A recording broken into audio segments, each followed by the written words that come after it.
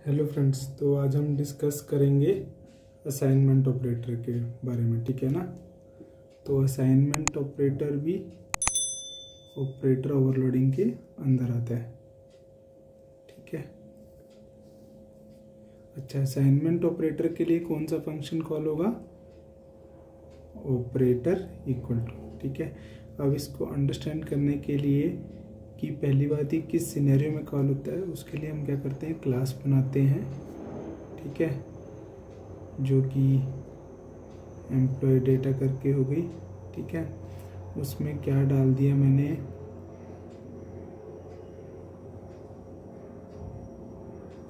Salary डाल दी। ठीक है, डेट एम्प्लॉय की। ठीक है, और क्या किया मैंने, एक कंस्ट्रक्टर बना दिया employ data unsigned int salary. ठीक है, M salary equal to salary. ठीक है, ये हमने एक छोटी सी क्लास बना दी। इसको अब हम यहाँ पे टर्मिनेट कर देते हैं। यहाँ पे मेन फंक्शन लिखते हैं। ठीक है, उसमें क्या किया हमने, एम्प्लॉय डेटा का एक ऑब्जेक्ट क्रिएट किया। ठीक है, उसमें वैल्यू डाल दी 50,000। सिमिलरली एम्प्लॉय डेटा का एक और ऑब्जेक्ट लिया, 40,000 डाल दी। ठीक है, अब जब हम E1 इक्वल टू E2 करेंगे, राइट, इस केस में असाइनमेंट ऑपरेटर कॉल होता है।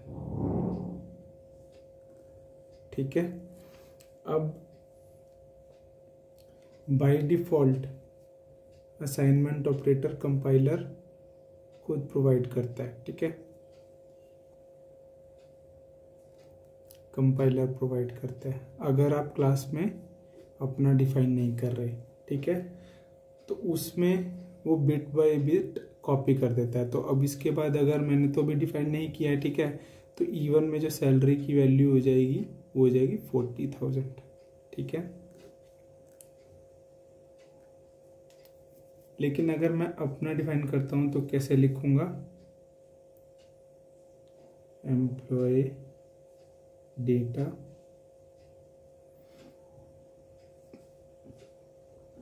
ऑपरेटर इक्वल टू कॉन्स्ट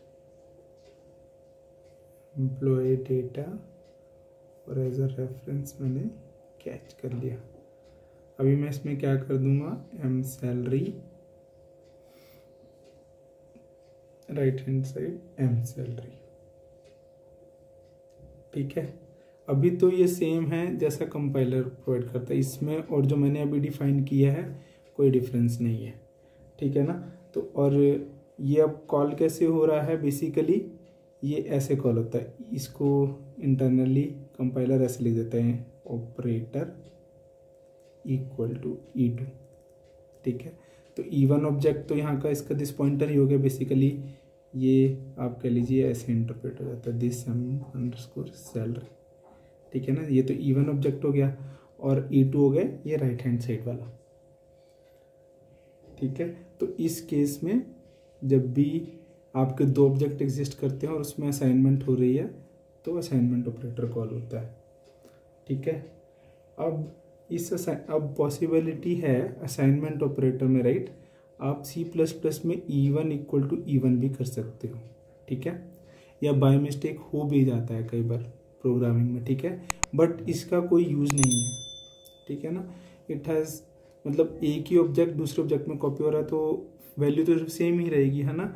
तो इसको अवॉइड करने के लिए सबसे पहली जो कंडीशन लगाई जाती है असाइनमेंट ऑपरेटर में, मैं यहाँ पर इसकी डेफिनेशन लिख, क्योंकि बड़ा जाएगा, यहाँ पे लिख रहा हूँ। ठीक है, उसमें सबसे पहला चेक लगाया जाता है ये वाला,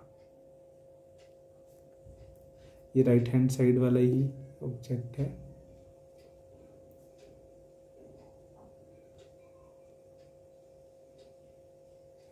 सबसे पहला चेक जो बेसिकली असाइनमेंट ऑपरेटर में पहला चेक कह लीजिए, स्टार्टिंग ही असाइनमेंट ऑपरेटर की इससे होती है, असाइनमेंट ऑपरेटर की डेफिनेशन की, कि अगर आपके दोनों ऑब्जेक्ट सेम है, ठीक है ना, दिस पॉइंटर मतलब ये इवन हो गया, ठीक है, और राइट हैंड साइड वाला ये हो गया, और अगर दोनों सेम हुए तो you return this even object, ठीक है ना। इसे बोलते हैं हम सेल्फ रेफरेंस चेक।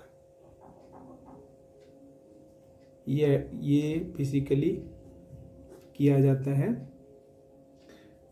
जब हम अपनी डेफिनेशन लिखते हैं। कंपाइलर ये चीज़ नहीं प्रोवाइड करता, ठीक है ना।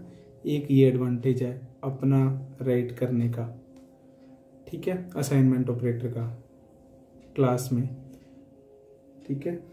अब आपने ये भी देखा होगा कि मैं रिटर्न वैल्यू इसकी बाय रेफरेंस कैच कर रहा हूँ, ठीक है ना। यहाँ पे मैंने लिखा नहीं, लेकिन रिटर्न ये भी आएगा, ठीक है ना। तो इसका मतलब एक तो यही हो गया कि हाँ मुझे ये ऑब्जेक्ट आगे यूज करना है, ठीक है ना। दूसरा क्या होता है, चेनिंग ऑपरेशन सपोर्ट करने के लिए, like for example E1 E2 है, मैं एक और बना देता हूँ, ठीक है, ऑब्जेक्ट,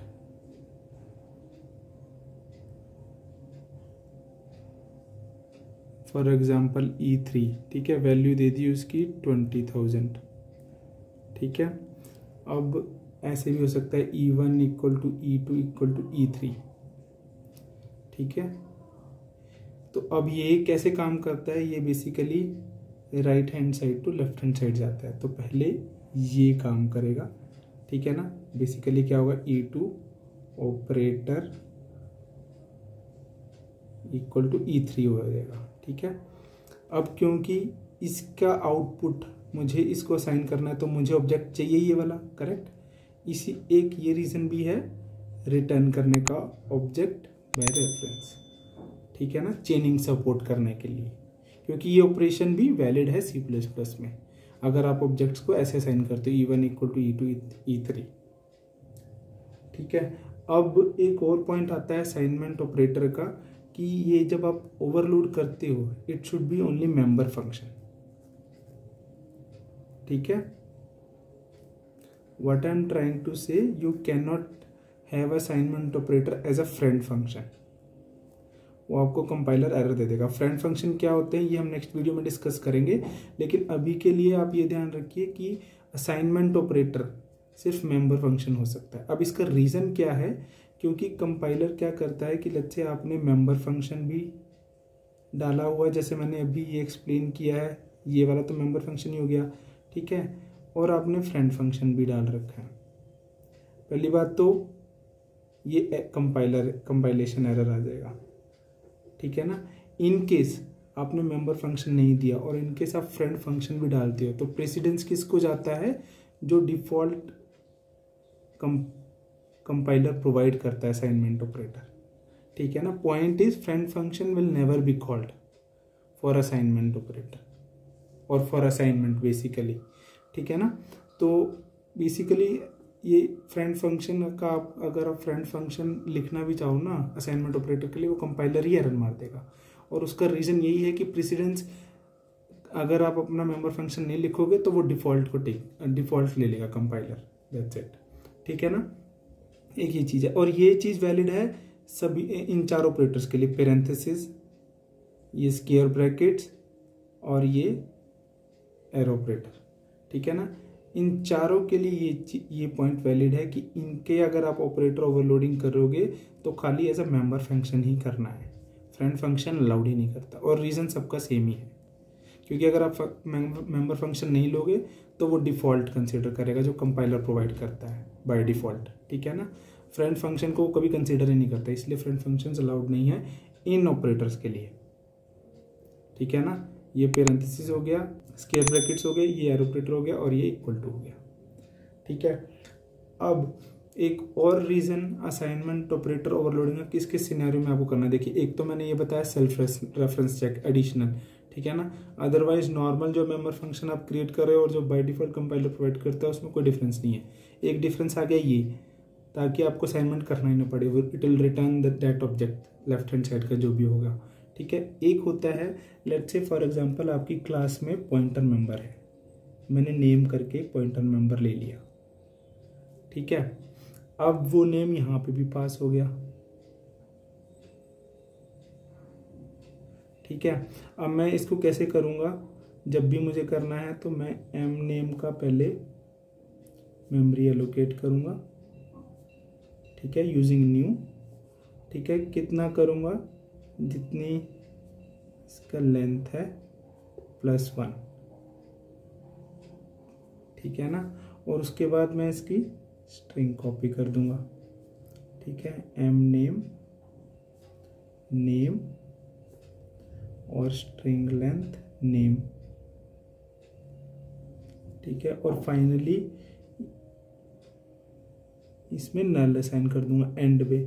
वो कैसे होगा, m_name लेंथ +1 नल कैरेक्टर असाइन कर दिया। ये हो गया कंप्लीट कंस्ट्रक्टर, ठीक है ना। अब मैं जैसे E1 E2 करता हूँ, ठीक है, उससे क्या होगा, लेट्स से मैंने इतना ही डिफाइन किया सैलरी इक्वल टू दिस, उससे क्या होगा E1 और E2 के दोनों के पॉइंटर सेम लोकेशन को पॉइंट करेंगे।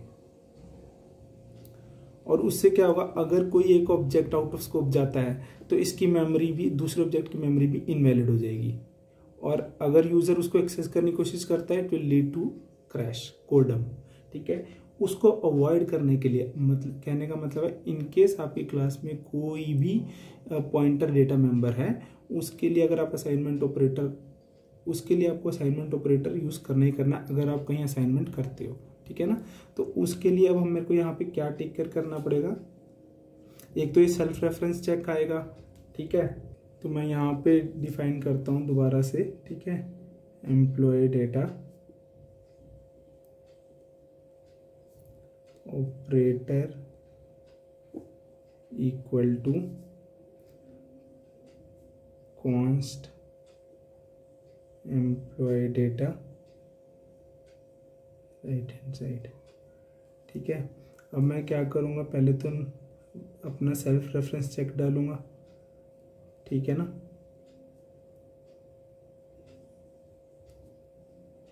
अगर तो दोनों सेम है जस्ट रिटर्न, ठीक है। अदरवाइज पहले तो सैलरी असाइन कर दूंगा इसके,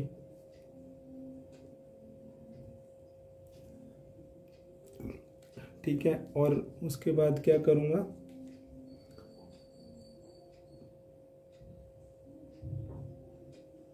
एक टेम्प लूंगा,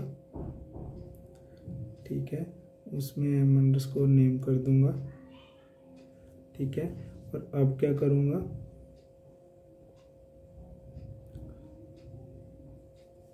m_name के लिए न्यू मेमोरी लूंगा, ठीक है।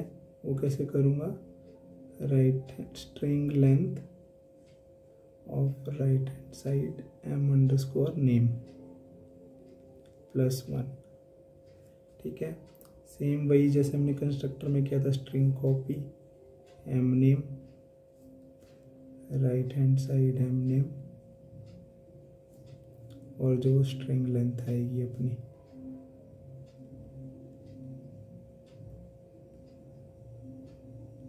ठीक है। और इसको फाइनली एंड में नल कैरेक्टर डाल दिया टर्मिनेट करने के लिए, ठीक है। और ये कर दिया मैंने डिलीट, ठीक है। और फाइनली रिटर्न कर दिया। इस तरीके से मैं अपना असाइनमेंट ऑपरेटर करूँगा, ठीक है ना। तो अब अगर आपकी क्लास में कोई भी पॉइंटर डेटा मेंबर है और आपने असाइनमेंट ऑपरेटर ओवरलोड किया रखा है तो आपको इस चीज़ का ध्यान रखना है। इस कंसेप्ट को हम बोलते हैं बेसिकली डीप कॉपी। जो बाय डिफ़ॉल्ट कंपाइलर प्रोवाइड करता है उसको बोलते हैं शैलो कॉपी, क्योंकि वो बिट बाय बिट करता है। और उसकी वजह से जैसे मैंने पहले भी एक्सप्लेन किया, अगर आप E1 = E2 करेंगे और कोई भी ऑब्जेक्ट आउट ऑफ स्कोप जाता है, दूसरे ऑब्जेक्ट का वो पॉइंटर डेटा मेंबर इनवैलिड हो जाएगा और आप एक्सेस करने की कोशिश करोगे तो इधर आपकी मोस्टली प्रोसेस क्रैश हो जाएगी, ठीक है ना। It's like a dangling pointer, वो पॉइंटर वैलिड ही नहीं है, ठीक है ना। अच्छा, जो वो मैंने ऑब्जेक्ट बनाए थे E1 करके, जैसे कि मैंने कंस्ट्रक्टर चेंज कर दिया था, राइट। तो अब क्या हो जाएगा, लाइक 50,000, ठीक है। और ऊपर आप एक नेम ले लीजिए, फॉर एग्जांपल विकास स्ट्रिंग, ठीक है, वो यहाँ पे पास हो जाएगा। ऐसे ही E2 के लिए भी और E3 के लिए भी, ठीक है ना। तो नेक्स्ट वीडियो में अब हम डिस्कस करेंगे फ्रेंड फंक्शन के बारे में। Thank you.